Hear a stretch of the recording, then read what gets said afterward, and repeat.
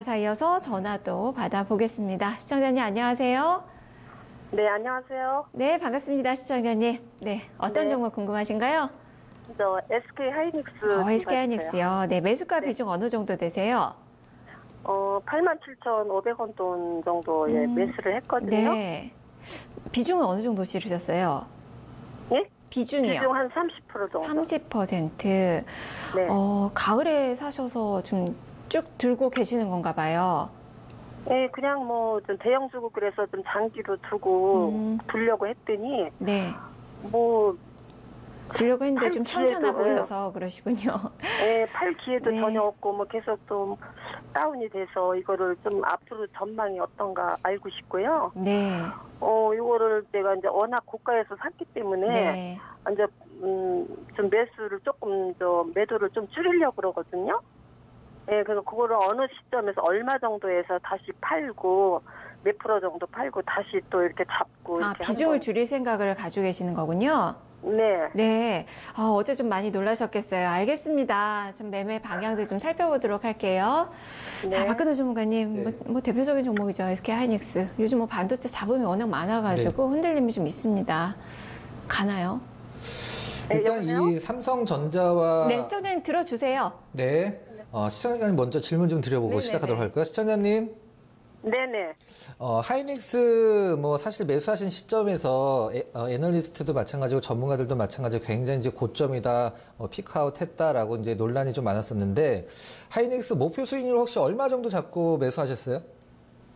뭐 그때 11만 원 정도 간다고 그래가지고 네.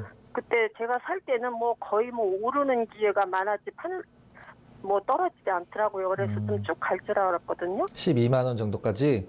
네. 자, 일단 제가 말씀을 좀 드려보도록 할게요. 네. 우리 이제 삼성전자, 하이닉스 이런 반도체 대표 기업들을 이제 시장에서 삼성전자도 마찬가지고 하이닉스도 마찬가지고 굴곡이 있으면서 올랐단 말이에요. 작년에 이제 8월 초에도 삼성전자, 하이닉스 굉장히 크게 하락했다가 다시 올라오기도 했는데 그때 삼성전자, 하이닉스의 보유 홀딩 의견을 드렸던 전문가나 애널리스트들의 단 하나의 기준점은 필라델피아 반도체 지수의 견고한 상승이었었어요.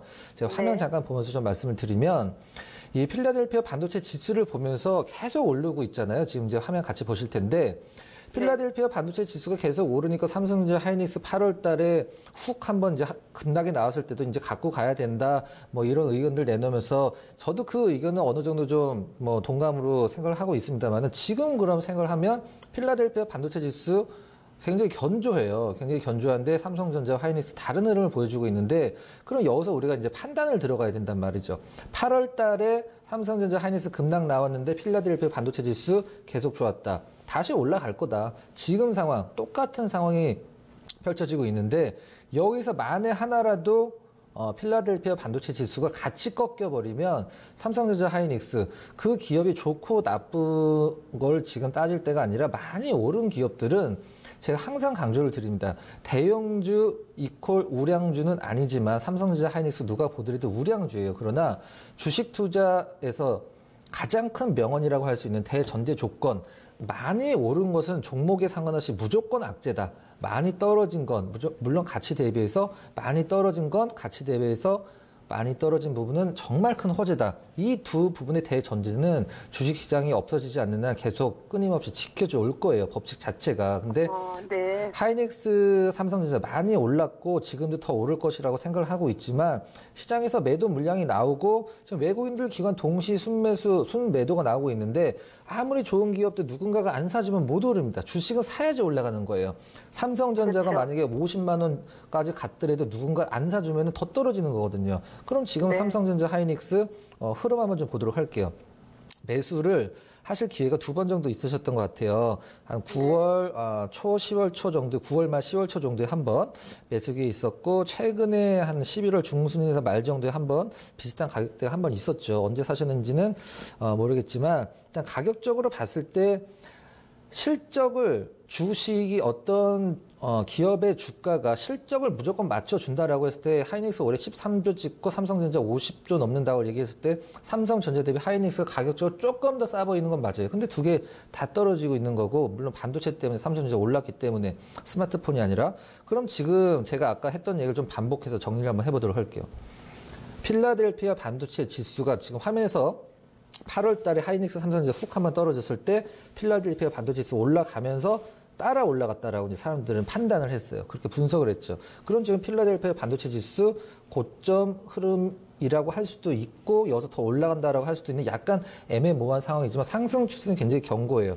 그럼 삼성전자 하이닉스가 이어서 과도한 매도 국면이고 다시 올라갈 것이냐. 저는 어제 하이닉스가 굉장히 큰 거래가 터졌기 때문에 오늘 어느 정도 단계 매도 클라이막스 나오면서 오늘 반등 줄 것이라고 생각을 했는데 거래소 원투톱에 빠져버렸어요. 저는 한 번에 빠질 것이라고 생각을 하진 않지만 매수하신 가격까지는 사실 큰 희망을 좀 놓으시는 게 마음 심적으로는 좀 편하지 않을까라는 생각을 하고 있어요. 물론 더 실적이 좋아지면 좋겠지만 우리 누군가도 설명을 안 해주고 있어. 반도체가 호황이다 하는데 도대체 뭐 때문에 호황이냐? 1년, 2년 전보다 지금 상황에서 반도체가 그렇게 많이 시장에서 필요한 게 무엇이냐? 뭐 비트코인 때문에 반도체가 많이 필요했을 것이다. 그건 어느 정도 조금은 뭐 그 이유가 있지만 저도 그게 궁금하거든요. 2년 전과 지금과 도대체 어느 부분이 어떻게 성장했길래 반도체가 이렇게 호황이냐? 전 그 부분 상당히 좀 퀘스천 마크를 붙여야 된다라고 생각을 하고 이거 물론 그 반도체 기업들에서 어떤 공급 물량을 조정을 했을 수도 있고 여러 가지 상황이 좀 있지만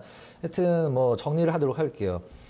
너무 고가권에서 사신 거 추격 매수를 해서 조금 더 수익을 내시려고 하신 거는 상당히 좀 잘못된 부분이고 우리나라에서 하이닉스, 삼성전자 한 개, 두 개만 있다라고 하면 살지 말지 고민을 해야 되겠지만 이렇게 많이 오른 종목을 주식은 처음에 메리트보다 리스크를 먼저 생각을 해야 돼요. 물론 그때 당시 너무나 이제 리포트들이나 전문가나 애널리스트들 하이닉스 뭐 얼마까지 간다, 뭐 반도체 호황 계속 된다, 계속 얘기 나오면서 계속 추천했지만 많이 오른 것은 가장 큰 악재다. 이거는 주식 투자 그만하실 때까지 끝까지 기억을 하셔야 돼요.